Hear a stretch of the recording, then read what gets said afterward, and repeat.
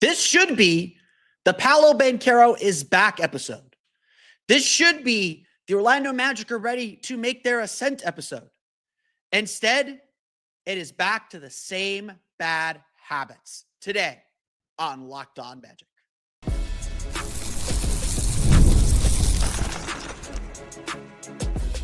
You are Locked On Magic, your daily Orlando Magic podcast, part of the Locked On Podcast Network, your team every day. And you are indeed Locked On Magic. Today is December 30th, 2025. My name is Philip Rossman-Reich. I'm the senior writer over at OrlandoMagicDaily.com, credentialed member of the Orlando Magic media since the 2012 season. On today's episode of Locked On Magic, the Orlando Magic got a little ahead of themselves, both thinking the game was over, both thinking they could ride on talent, both thinking that, that's three things, that's more than both, but thinking that Paolo Banchero was all the way back. But those nasty bad habits that have plagued this team for the last 2 weeks came back in full force. How the Magic blew it against the Toronto Raptors. Plus, we'll talk about how Paolo's back. We'll get to that coming up here in just a moment. First, we want to thank you again for making Locked On Magic part of your day every day, no matter when you listen to us, whether it's first thing in the morning, whether it's right when we upload. We truly appreciate you making Locked On Magic part of your day every day. You can make Locked On Magic even bigger part of your day by being one of our Orlando Magic dailies. That means you are an everydayer listening through blowout wins or disappointing losses every day of the week, or Monday through Friday at least. And then on the weekends, when they play on the weekends, you're with us every day. You're with us we're with us as part of your regular podcast rotation or your first listen of the day. We want to thank you again for being part of this great Locked On Magic community. And we want to thank you for helping make the Locked On Podcast Network the #1 sports podcast network. It's your team every day. We have been talking for a while now about issues that have been bubbling underneath the surface. Like, yes, there are big issues that the Magic's main star in Paolo Banchero is not quite playing like the star that we know he can be. That Desmond Bane is carrying the load, but inconsistently. That so many of the Magic's problems, and this is still the case, but so many of the Magic's problems could simply be solved by Franz Wagner returning, by Jalen Suggs returning.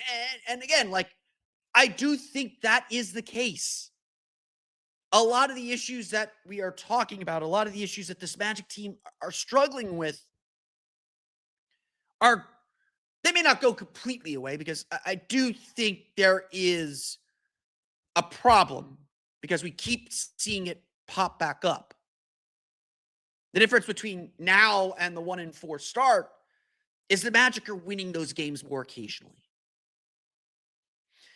And perhaps the Magic were due their comeuppance. Perhaps the Magic were due to have these bad habits finally cost them in the most devastating way. Some proof that no, you cannot get away with this. You want to learn while winning. But I forget which game it was. Maybe it was the San Antonio game. We were in the locker room talking with Jonathan Isaac. And Jonathan Isaac just straight out said, like, we've been getting away with this. Maybe we needed a loss to teach us to stop doing this. What have the issues been for the Magic over the last 2 weeks? They've been outworked consistently. They've been beaten on the offensive glass. They're missing shots at the rim, leading to fast breaks. They've been slow in transition. And so how do you blow a 21-point lead when everything's working? How do you go with just one field goal over the final 5 minutes of the game? One field goal over the final, I think it was, I could double check this real fast. With one field goal over the final 7 minutes, or two field goals over the final 7 minutes of the game. Two field goals over the final 7.5 minutes of the game. I'm underselling how bad the Magic's offense was, or how just the Magic just could not get a shot to go down. How do you How do you learn the lesson that, yeah, you got to defend on the perimeter. You got to finish possessions with offensive rebound, with rebounds. You got to take advantage of opportunities when they come. That's how you throw away a game that should have been a celebration as much, but that should have been celebratory. That should have been the team building off of a fantastic effort, a game that you won because of effort on Saturday night against the Denver Nuggets. When you're down 17 and the only thing that got you back in that game was your effort because it wasn't your defense that game. That game was pure effort. Magic defended fine. They forced turnovers, but that game on Saturday was pure effort. And that should have been the lesson. But instead, the Magic went back to how they played against Charlotte, how they played against Golden State, how they played in the fourth quarter against Utah, how they played in the fourth quarter against Portland, how they played throughout the game against the New York Knicks way back when, how they played in the second quarter against the Denver Nuggets in Denver. This has been repeated, that when the Magic go bad, when the ball sticks and gets stagnant, they're really bad right now. Like, the find your way out is really tough. And in a game where, yeah, Paolo Banchero had it. And I want to talk specifically about him because it is encouraging. It is good. And ultimately, I think we will look back at this game as disappointing, but as a turning point for him. Or we hope that it'll be a turning point for him. But a Save Us Paolo offense isn't going to get the job done. A Save Us Paolo offense is asking for problems, especially when you can't rely on your defense. Again, at the end of the day, Orlando had a 10-point lead with 7:39 to play. Paolo Banchero recorded his 10th assist to get a triple-double on a half-court alley-oop to Anthony Black. Here is the sequence from there. Magic get a turnover. Anthony Black misses a long jumper. Anthony Black, as good as he was, and we'll get to box score. Don't worry, we'll talk about his game. The Magic put the ball in his hands, gave him lineups where he was the main guy. And to all of you who criticized me for saying Anthony Black was a star on Saturday, and I get the criticism. I agree with the criticism, and I was doing that for effect, rhetorical effect.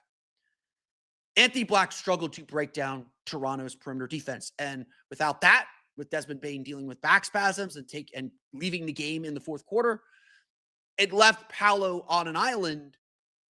And for as good as he was, he can't save this offense. So here's the sequence. After the Magic took a 10-point lead with 7:39 to play. And this is just offense, but I'll get to some defense stuff. Anthony Black, 29-foot three-pointer, no good. Paolo Banchero, pull-up three-pointer, no good. Get a foul. Jacoby Walter, 3. Desmond Bane has a layup blocked. Scotty Barnes hits a 3. That's a 2-point game. Or you had a Brandon Ingram turnaround in there. 8-0 run, make it a 2-point game. Then Anthony Black turns the ball over, trying to break a player down on the perimeter. Paolo misses a 20-foot pull-up. Jamel Shed, timeout. Jamel Shed, layup.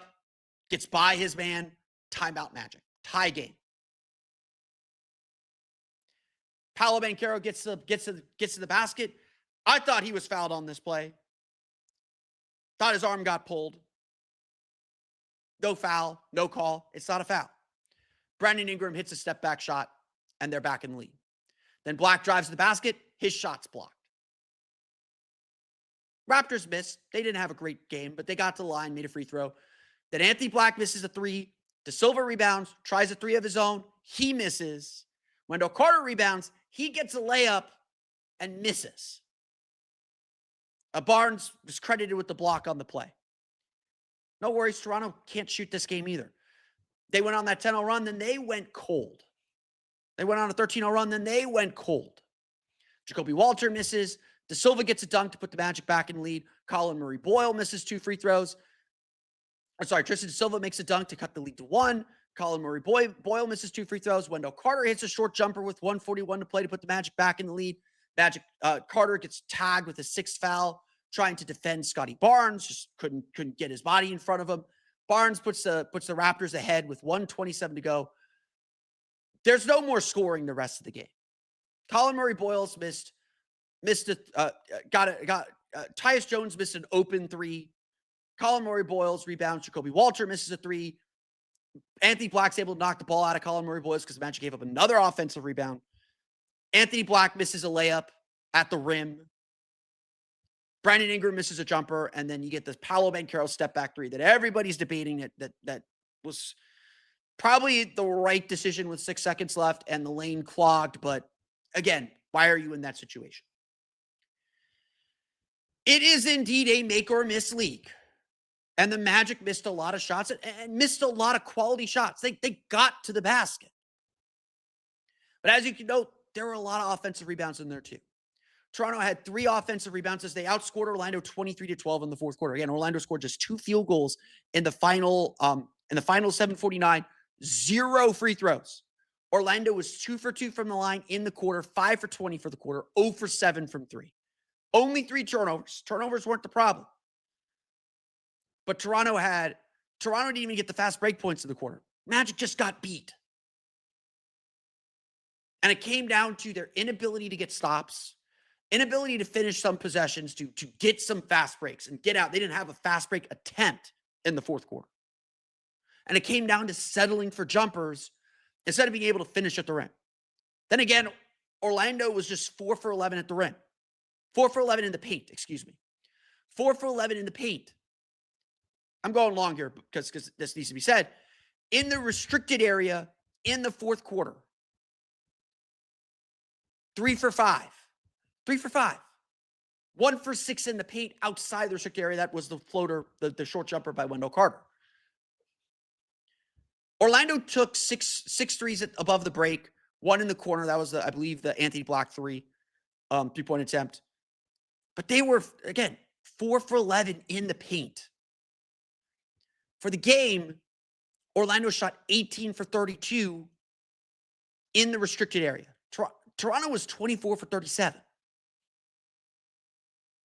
6 more makes on 5 more attempts.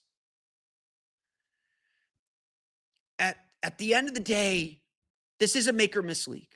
And as long as you're getting good shots, you can live with misses. And where was Orlando getting good shots? They're getting better shots than the result deserved. Should they have won this game running away? No. They blew a 21-point lead in the second quarter, but should they have won this game running away? No. Should they still have won this game with the shot quality they were getting? Yes. But they didn't defend. They fouled a lot, gave up a lot of offensive rebounds. They got outworked, and that's why they're sitting with another loss. There's no looking around for answers. There's, when you point the finger, you're pointing 4 fingers back at you. The Magic just had to be better. And they weren't. They weren't good enough in the fourth quarter to close this one out. Nowhere near it. And this team's bad is just really bad right now. The good news, though, and I'm all about good news, Paolo Banchero had his best game since coming back. What Paolo Banchero did right and why this needs to be a turning point. We'll get to that coming up here in just a moment. But first, today's episode of Locked On Magic is brought to you by our friends over at Game Time. The NBA season is in full swing, and there's nothing like being in the building, the energy, the crowd, the first big run that gets everyone on their feet. Crowd was certainly a big reason why Toronto was able to win this game. If this game's at Kia Center, Magic win probably comfortably. Fans want to be there for those moments, not stuck refreshing screens or guessing what tickets are really going to cost. That's where Game Time comes in. The Game Time app gives fans the advantage back, making it increasingly easy to score amazing tickets, fast, simple, and without the guesswork. Browsing the Game Time app is straightforward and intuitive. Finding tickets takes just a few taps. Seeing the view from your seat before buying makes choosing tickets easy and confident. Plus, prices include fees up front, so the total is clear from the start. I recently had to buy tickets, didn't use Game Time, and I got sticker shock. I'm only going to use Game Time from now on. Take the guesswork out of buying tickets with Game Time. Download the Game Time app, create an account, and use code LOCKEDONNBA. That's LOCKEDONNBA, LOCKEDONNBA, for $20 off your first purchase. Download the Game Time app today and get in on the action.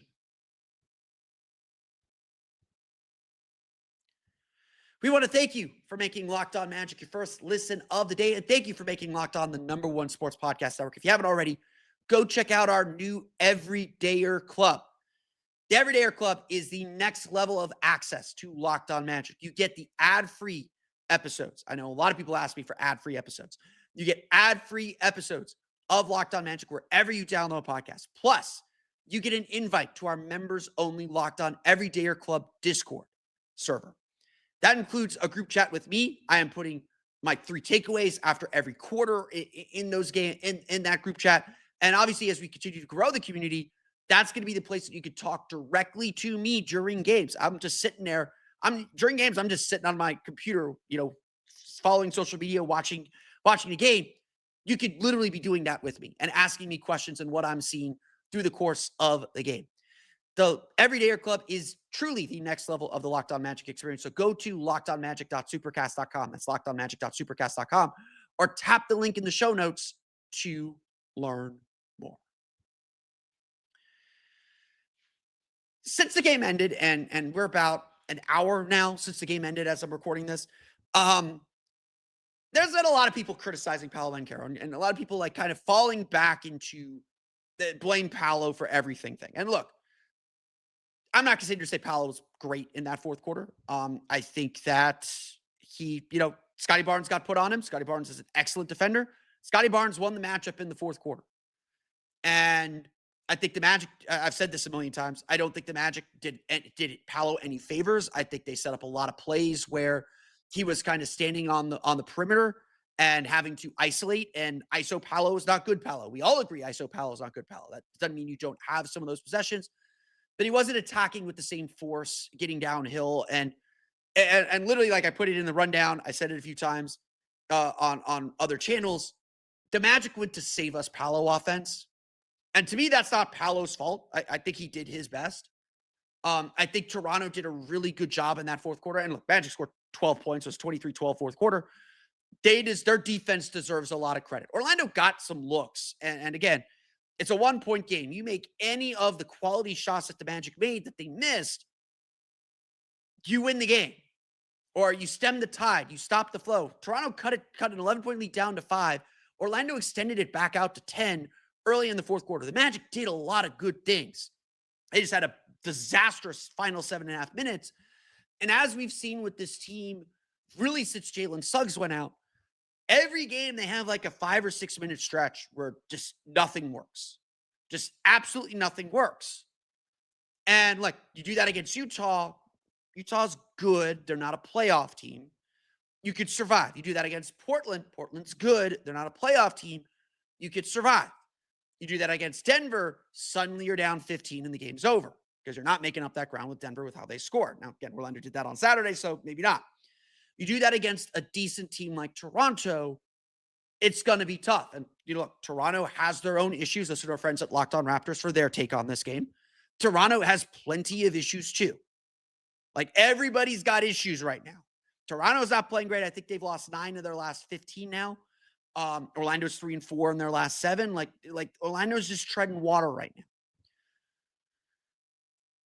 But my hope is that, yes, this loss is disappointing. It's inexcusable. And everyone's criticizing Paolo for his decision to take that step back 3. And as Paolo explained after the game in the post game, he said that he caught the ball a little higher than he wanted to catch it. He saw 2 bodies in his driving lane. It was a very crowded, as much as we praised Joe Prunty and Jamal Mosley for the plays that they've drawn up in these close game situations, this was about as bad as a play that they've run in these clutch situations. And look, Paolo, I thought Paolo made the right decision. Maybe the spin move wasn't the right move. That's his little pet move. Scottie Barnes deserves a lot of credit for his defense. Scottie Barnes played really good defense in the fourth quarter. But until that fourth quarter, Paolo Banchero looked like he was back. Like, he dominated every facet of this game. He was the best player on the floor by far. He finished with 23 points, 15 rebounds, 10 assists, 12 defensive rebounds. We'll talk more about the rebounding here in a minute. It was 9 for 19 from the floor, 2 for 4 from 3. Through 3 quarters, As again, fourth quarter, just absolute disaster. Through 3 quarters, Paolo Banchero had 23 points, 14 rebounds, 9 assists, 9 for 15 shooting, 2 for 2 from 3. So he was 0 for 3 in the fourth quarter, missed 2 3-pointers, including that last one. He didn't score in the fourth quarter, had 1 assist and 1 rebound. If anything, the problem in this game in the fourth quarter was the Magic didn't involve Paolo enough or didn't put him in the spots he needs to be successful. Because what Paolo did throughout this game was he caught the ball and he moved quickly. He caught the ball on the move. He caught it in screen and roll actions. He caught it in the mid and low post. He was in positions where he could move quickly. And if he did catch it on the perimeter, like top of the free throw circle, very, very quick decision making, didn't over dribble, move the ball. This was even better than the game against Denver because I thought this was Paolo's best game, and the hope I think, or the hope that I would have, and I think the hope the Magic would have, is that this is a turning point for him. That this is everything that they've been seeing from Paolo is offensively. Defensively is another issue, and defense has a lot of issues right now. But offensively, he made quick decisions. He didn't hold the ball, and he attacked downhill quickly. The jumper started to get there, and as Paolo got baskets and made these passes and made these plays, you could see the confidence growing in him. And this is a game that if Paolo were like Paolo and fully healthy Paolo, yeah, this is a game where he probably shuts the door and probably wins it. But Paolo is still working his way back. As tired of an excuse as that is, as frustrating as that is, that's just reality. And so Paolo was not able to close this game. And maybe that's the next step. Maybe that's the last step is being able to run through the tape to get to the finish line. Because at the end of the day, that's your star's responsibility. Desmond Bane left the game with about 4 minutes to play. Again, the game was already kind of out of hand at that point, or the game was already kind of in the balance. But Desmond Bane left the game with about 4 minutes to play with back spasms. He came in for that last possession to be a decoy as a three-point shooter. But that left just Paolo and AB to kind of be the creators. And look, again, AB had an incredible game. Team high 27 points, 9 for 19 shooting, 2 for 7 from 3, 7 for 7 from the foul line, 3 rebounds, 3 assists, did have 4 turnovers. Two of those turnovers at least came in the fourth quarter during that stretch. And when the Magic tried to put him on the ball and have him create, as several people pointed out to me, and I did the star thing on Saturday as a rhetorical point. And look, AB still played really well in this game. Like he's found his groove. Toronto's ball pressure was so good on him. And it prevented him from finding himself. And again, just like Orlando, they could finish at the basket. I honestly don't know really what else to say than the Magic needed someone to finish at the basket. Their whole offense is based on we're getting to the basket, we're getting to the foul line. And the fact that the Magic had no free throws in the fourth quarter, or 2 free throws in the fourth quarter, that they shot 4 for 11, which means they're 1 for 9 outside the paint, 0 for 7, so they're 1 for 2 on mid-range jumpers. That was the Wendell Carter short shot. I don't know what the other shots would be, but that was in the paint, so that wouldn't be that shot. The Magic's whole thing is getting to the rim and putting pressure on the rim. And when they don't have that, their offense just goes in the tank. And that's where you need the Paolo mid-range shot.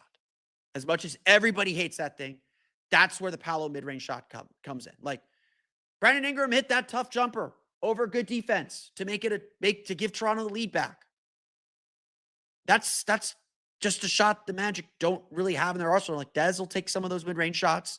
Franz doesn't like taking them. Paolo takes them, but everyone complains about Paolo taking them. Wendell Carter will step into mid-range shots. AB will step into dribble pull-ups. This is about Paolo, though. Paolo did everything that we have asked him to do. And finally, he brought the scoring element in. Now, obviously, again, they got to get him to the finish line. And the Magic just did not do that. They did not get to the finish line tonight. That's all that can be said about it. But Paolo had a good night. I don't think the Magic lost this game because of Paolo. I think that you could blame some execution. Like, I absolutely blame execution. They didn't execute. They didn't finish. I don't know what the coaching staff's supposed to do when you shoot 4 for 11 in the paint. And what I say, 3 for 9 in the restricted area. I don't know what you're supposed to do as a coach. I don't know. Like, as much as the Raptors killed the Magic on the offensive glass throughout the game, and that allowed Toronto to get back in the game, it didn't kill them in the fourth quarter. It didn't kill them in winning time. Again, door was open. Brandon Ingram made plays. Scotty Barnes made plays. Paolo Banchero didn't. Anthony Black didn't. If you want simplicity, that's simplicity. But overall, big picture stuff, the Magic didn't lose this game because of Paolo Banchero. The Magic got what they're going to need from Paolo Banchero moving forward. And so my hope is that, like, yes, we will always view this as a disappointing loss. And if the Magic end up the 5 seed having to play the Toronto Raptors in the 4 seed or play Boston or Cleveland in the 4 seed, this is a game we're going to point to as one they should have got. You know, in this stretch of the schedule, the Magic need to pick up points. They need to pick up wins. And right now they're treading water. Like I said this yesterday, the goal on this road trip is to go 2-1. I think a 2-1 road trip is very doable. So now you got to do it on the back end, Indiana and Chicago. But if this is a game that is Paolo Banchero's turning point, where Paolo starts to look like himself more, then they'll be fine. We'll forget this game. Like, the Magic will get games elsewhere. Like, they're going to get healthy. They're going to get these guys back up and running. They are talented. Too talented. And so if this is the turning point for Paolo, it'll be fine. But that's dependent on Wednesday afternoon. Let's run through the box score. We'll explain why the Orlando Magic actually lost this game coming up here in just a moment.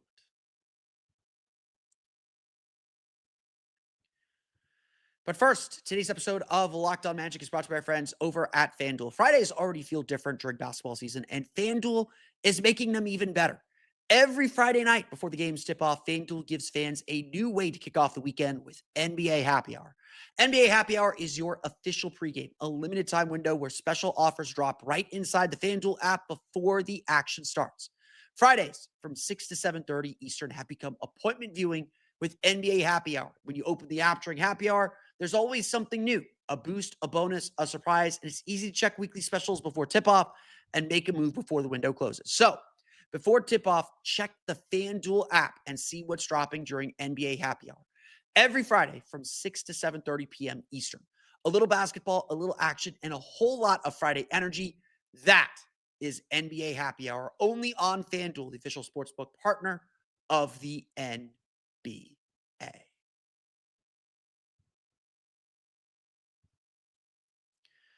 Let's run through the final box score real fast, talk a little bit about why the Magic actually lost this game and the bigger concerns that this team has right now. And, you know, I've said this throughout the course of these last few weeks. Right now, when the Magic are good, they're fine. Like, they're fine. They're so talented. They've got 2 high-level scorers still in Paolo Banchero and Desmond Bane. Paolo played 38 minutes in this game, 37-58 in this game. So, you know, getting the heavy minutes load. The Magic have enough to win games. So the first thing I want to say is there are no excuses for blowing 20-point leads. I even in the NBA and how easily teams score and how quickly teams can score. I still the 20-point thing is still mind-boggling me that you can be that bad long enough to blow a 20-point lead. I mean, I will always say, like, if you could build a 20-point, if there's enough time to build a 20-point lead, there's enough time to lose a 20-point lead. But to lose that much focus and attention to detail, that is the biggest concern right now for the Magic. The biggest concern for the Magic right now is not the injuries. It's not Paolo Banchero status. It's about consistency.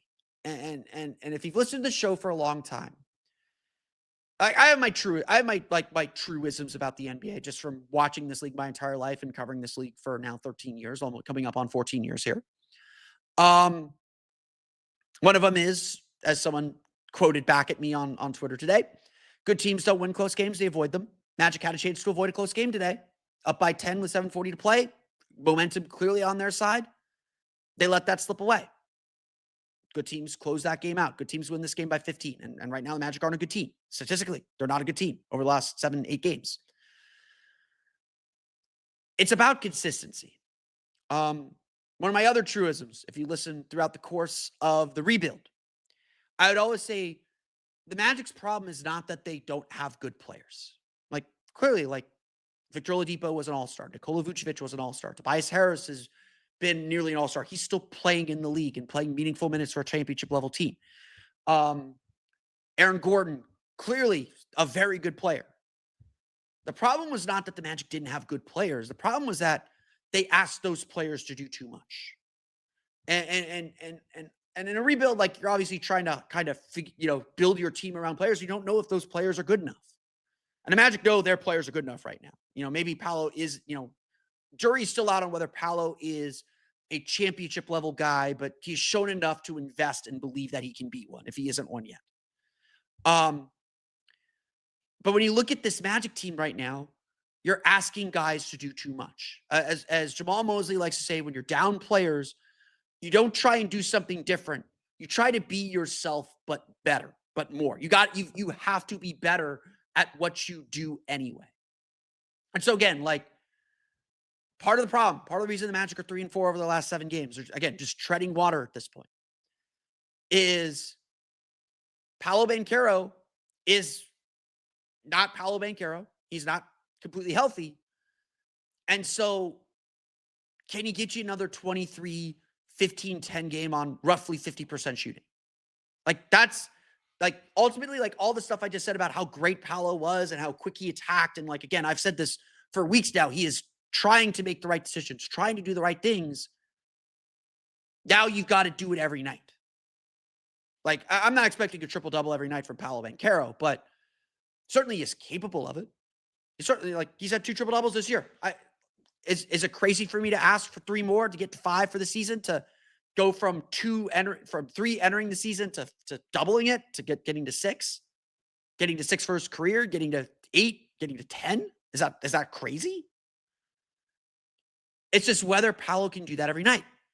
Desmond Bane is another great example. The games the Magic have won, like, Desmond Bane is averaging like 21 points per game, or like 23, 24, 25 points per game in Magic wins, and like 18 points per game in Magic losses. Guess how many points he had tonight? 18. 6 for 18 shooting, 1 for 4 from 3. In this role where Bane has to be a little bit more on the ball and be an attacker and get to the basket, he is inconsistent. One of the big plays in this game was Bane going for a layup and getting his shot blocked and leading to a fast break. He is inconsistent. Anthony Black has been the Magic's most consistent player in this stretch. He had 27 points, 9 for 19 shooting, 2 for 7 from 3, 7 for 7 from the foul line.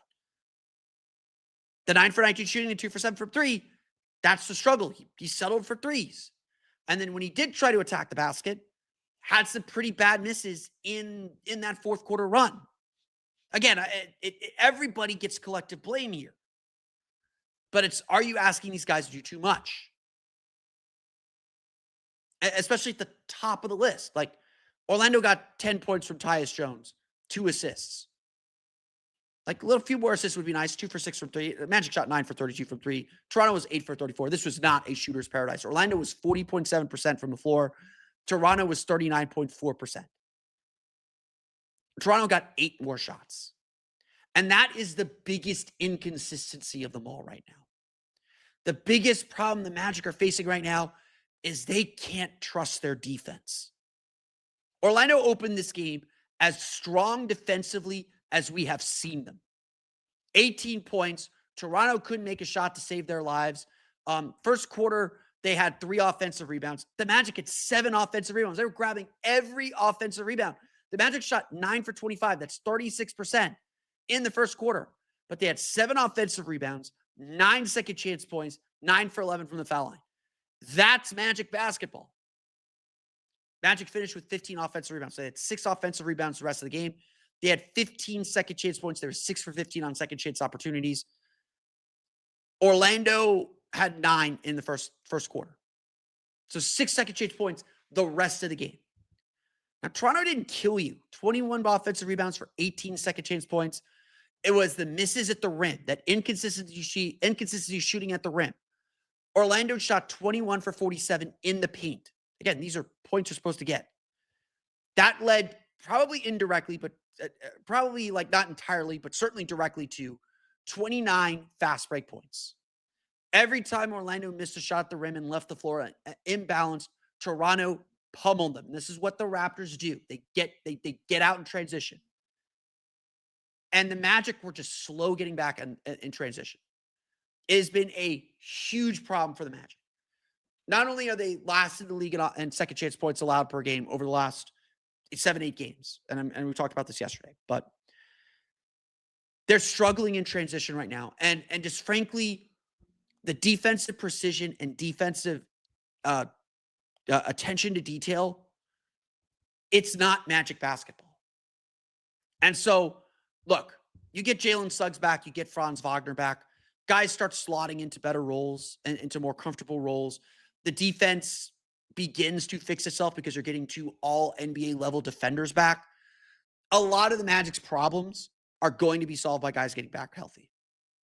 The problem is Franz Wagner is still probably a few weeks away. Him playing in Berlin is going to be close.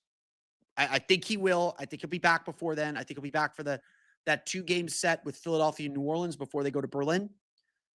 But it's going to be tight. It's going to be real close. It would not shock me if Franz's first game back is the Berlin game. It would not shock me at all.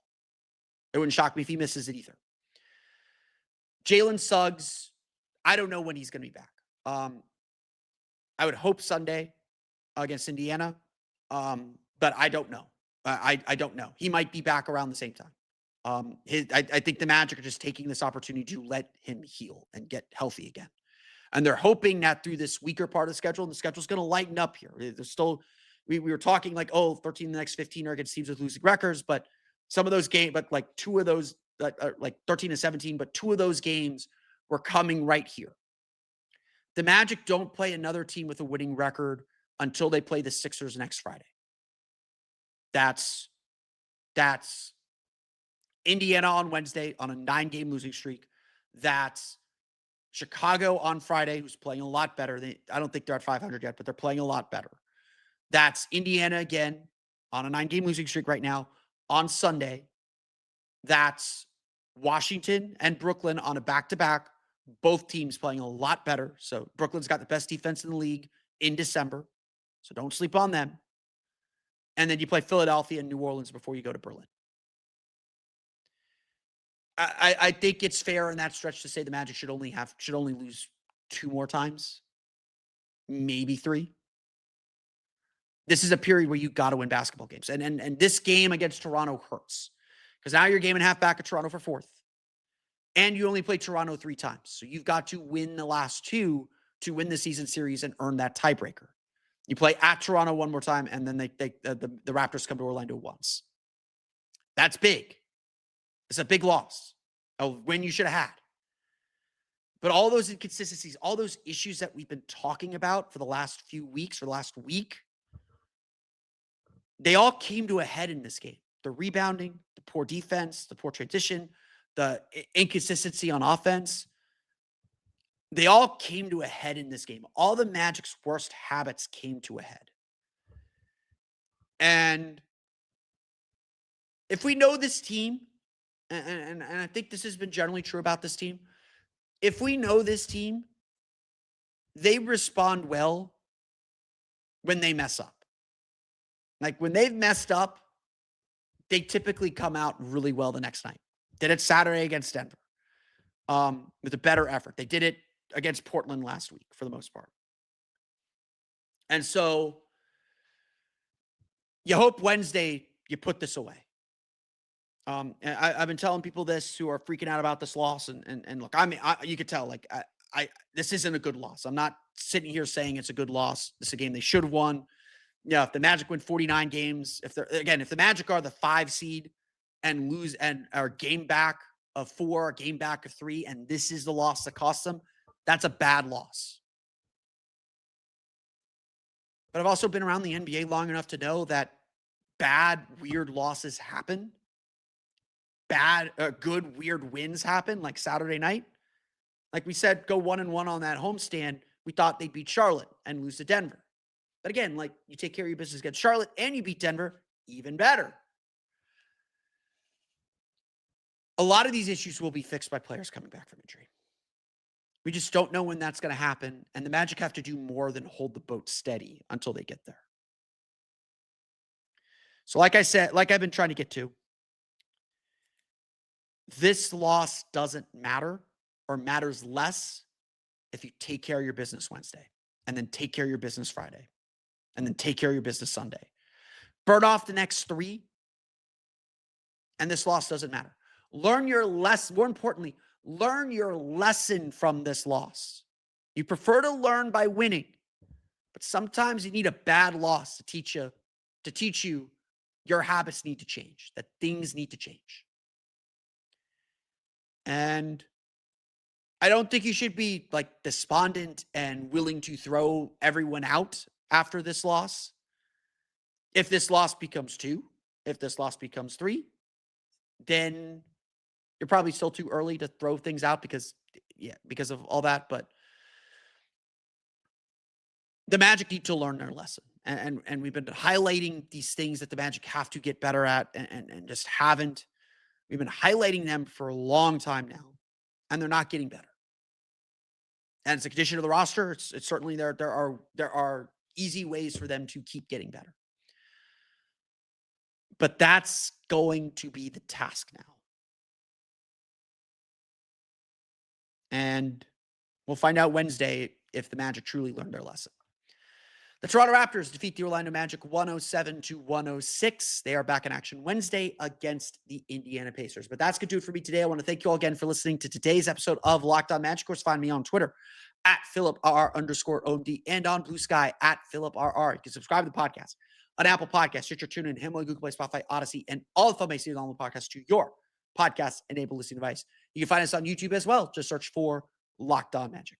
For the latest on the Orlando Magic, be sure to check out OrlandoMagicDaily.com. You can find us on Twitter at OMagicDaily. And for even more Orlando Magic content, including a video breakdown, which I'll be working on tomorrow for tomorrow's newsletter, on how Paolo Banchero kind of found his groove again in this game against Toronto, check out my Patreon, the Orlando Magic Hub, at patreon.com/Orlando Magic Hub. As always, thank you for your support. If you never miss an episode of Locked On Magic, the Everydayer Club is built for you. Get Locked On Magic ad-free, plus members-only Discord access and more. Head to lockedonmagic.supercast.com. That's lockedonmagic.supercast.com to join the club today. For those of you on video, we're going to send you to the first ever 24/7 national NBA YouTube channel. On audio, make sure you make your second listen NBA Game Night on Locked On NBA, which I'm sure they will have their takes on why the Magic could not close out the Toronto Raptors. Again, these happen in the NBA. Should not be the end of the world, as bad as this loss is, but we'll see what happens Wednesday and decide if it's the end of the world or not. But that's going to do it for me today. I want to thank you all again for listening to today's episode of Locked On Magic. We'll be back tomorrow. I'm going to talk about all-star returns. We'll talk a little bit about where the Magic stand in the race for the all-star game and why they're really only up for a team award. We're going to get to that on tomorrow's episode of Locked On Magic. But until then, for Orlando Magic Daily and Locked On Magic, this has been Philip Rossman-Reich. We'll see you all again next time for another episode of Locked On Magic.